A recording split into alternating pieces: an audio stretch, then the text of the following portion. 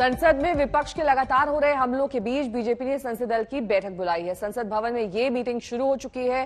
बैठक में विपक्ष के हमलों से बचने और सदन की कार्रवाई को सुचारू रूप से चलाने की रणनीति पर चर्चा की जा रही है। बैठक में पीएम मोदी भी पहुंच गए हैं।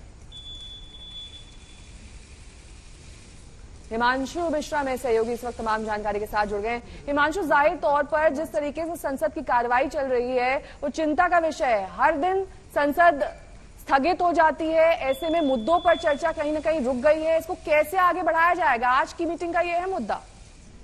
देखिए, बिल्कुल बीजेपी संसदीय दल की जो बैठक है वो चल रही है और इस बैठक के अंदर जो है ये कहा जा सकता है, जिस तरीके से पिछली बार प्रधानमंत्री नरेंद्र मोदी ने कहा था कि आप जाकर जनता को बताइए कि आखिरकार सच क्या है, चाहे वो कृषि कानून हो या पेगासस हो या अन्य मुद्दे हो जिसको लेकर विपक्ष हमलावर है। प्रधानमंत्री नरेंद्र मोदी ने साफ साफ कहा था, आपको जनता के बीच में जाइएगा और सारी चीजों को बताइए कि सरकार हर मुद्दे पर चर्चा के लिए तैयार है, जिस मुद्दे पर विपक्ष चर्चा चाहता है। और साथ ही साथ उन्होंने ये भी कहा था, सभी सांसदों को संसद में उपस्थिति जरूरी है, चाहे संसद कितनी भी बार स्थगित क्यों ना हो। तो एक तरीके से कह सकते हैं कि बीजेपी पूरी तरीके से चाहती है कि संसद में चर्चा हो जाए और सभी मुद्दों को लेकर, चाहे विपक्ष कोई भी मुद्दा उठाए, लेकिन विपक्ष की तरफ से जिस तरीके की कोशिश है कि पेगासस को लेकर चर्चा हो। और कल भी पार्लियामेंट्री अफेयर मिनिस्टर ने कहा था कि विपक्ष जो है वो बटा हुआ है अलग अलग मुद्दों को लेकर। आज देखना यह है कि बीजेपी संसदीय दल की बैठक के अंदर किस तरीके से प्रधानमंत्री नरेंद्र मोदी और बीजेपी के अध्यक्ष जेपी नड्डा अपने सांसदों को संबोधित करते हैं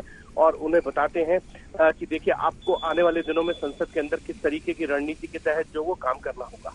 नेहा, बहुत बहुत शुक्रिया हिमांशु इस तमाम जानकारी के लिए आपका। तो तस्वीरें उस संसदीय दल की बैठक की जिसमें प्रधानमंत्री नरेंद्र मोदी की अगुवाई में इस बात पर चर्चा की जाएगी कि आखिरकार किस तरीके से संसद सुचारू रूप से चल सके। हमने देखा था किस तरीके से मानसून सत्र की शुरुआत के पहले यही बात प्रधानमंत्री नरेंद्र मोदी ने संसद के बाहर कही थी कि एक ऐसी चर्चा की शुरुआत हो जिसमें जवाब देने का मौका भी सरकार को दिया जाए।